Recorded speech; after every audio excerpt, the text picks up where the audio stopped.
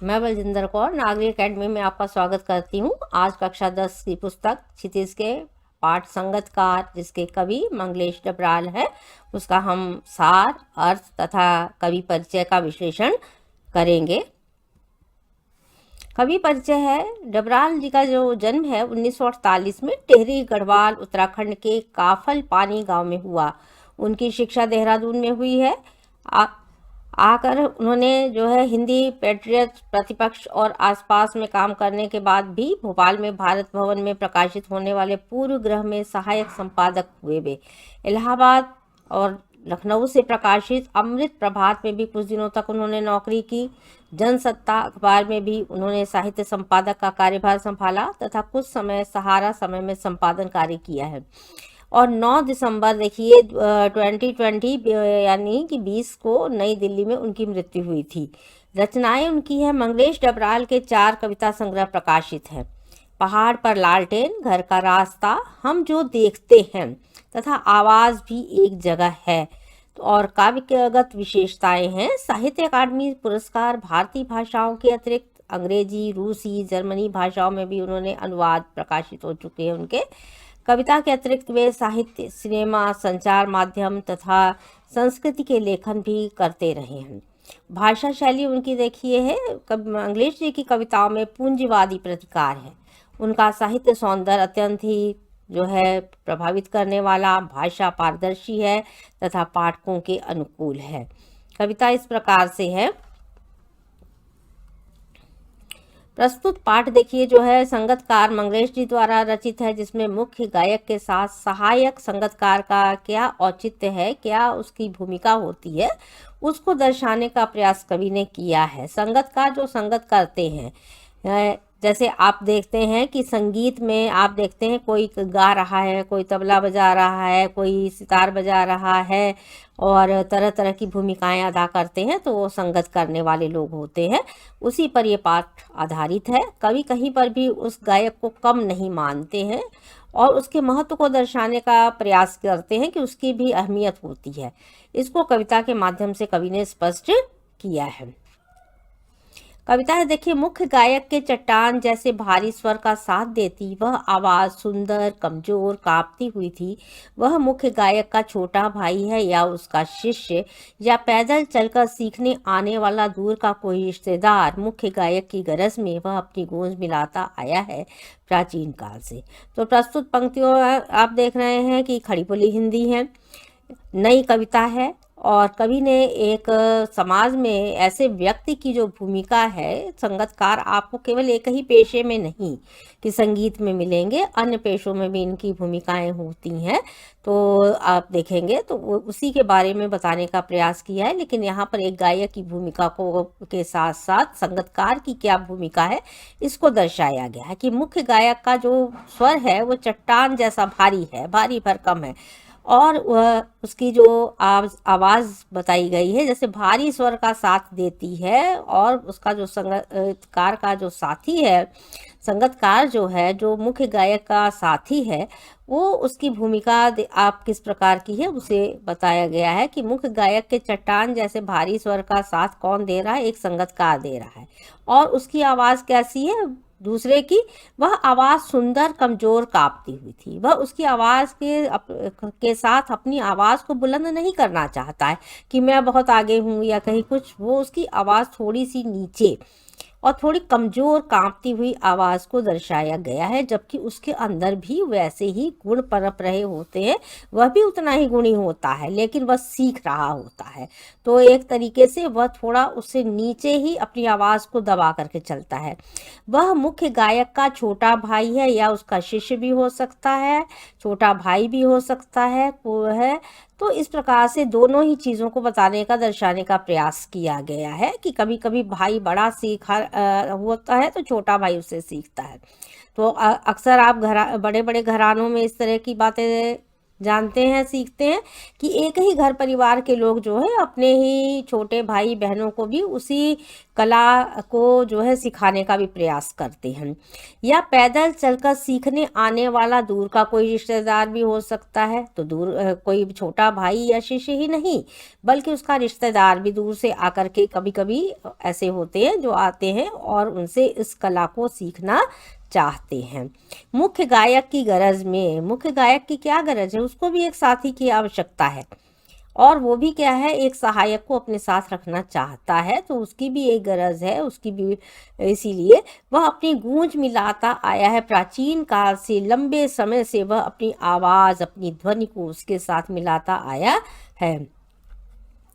गायक जब अंतरे की जटिल तानों के जंगल में खो चुका होता, देखिए अब यहाँ पर आप देखेंगे कि गायक जब जो उसमें संगीत में स्थाई और अंतरा दो चीजें होती हैं, अगर आपको ज्ञान हो, यानी पहला भाग और दूसरा भाग, जिसको आप कह सकते हैं फर्स्ट स्ट्रेंजा और सेकंड स्ट्रेंजा के बीच में जो गाया जाता है, पहला स्थाई होता है और दूसरा अंतरा होता है।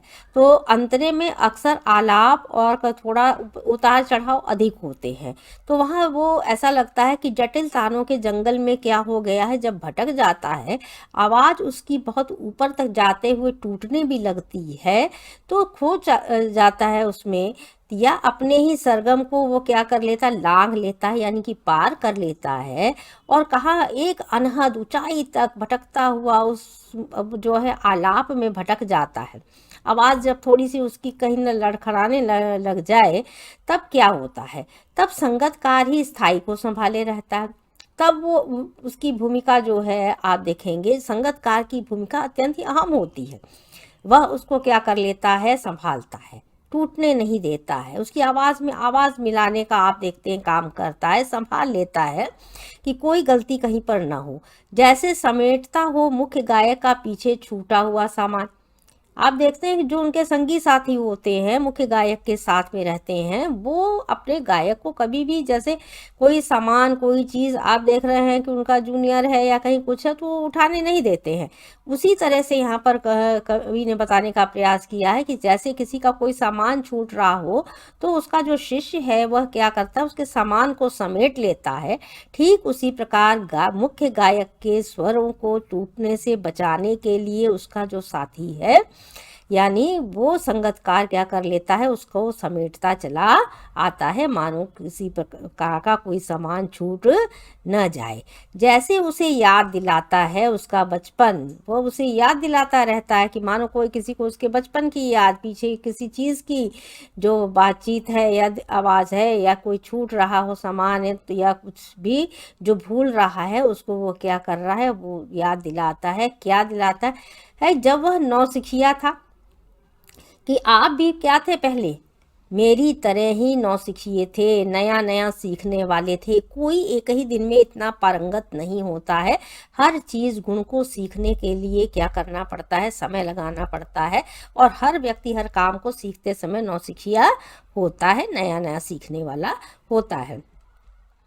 तार सप्तक में जब बैठने लगता है उसका गला, तो जब आप देखते हैं कि तरह तरह के वाद्य यंत्र बजते रहते हैं, तार सप्तक इत्यादि तारों वाले वाद्य यंत्र बजते लगते हैं और वो गाता रहता है, कभी कभी उसका गला जो है जो है बंद होने लगता है, आवाज़ थोड़ी सी लड़खड़ाने लगती है, बैठने लगती है, और प्रेरणा उसको जो है साथ छोड़ती हुई दिखाई देती है, उत्साह उसका खत्म होता, अस्त होता हुआ दिखता है कि अब वो बहुत अच्छा नहीं वहाँ तक जहाँ तक पहुँचना चाहिए था, आवाज़ ध्वनि उसकी होनी चाहिए थी, कहीं वो छूट गया, कहीं कुछ खत्म हो रहा है, आवाज में राख जैसा कुछ गिरता हुआ, जिस प्रकार से कोयले की राख या कोई चीज जो है बुझती हुई दिखाई देती है।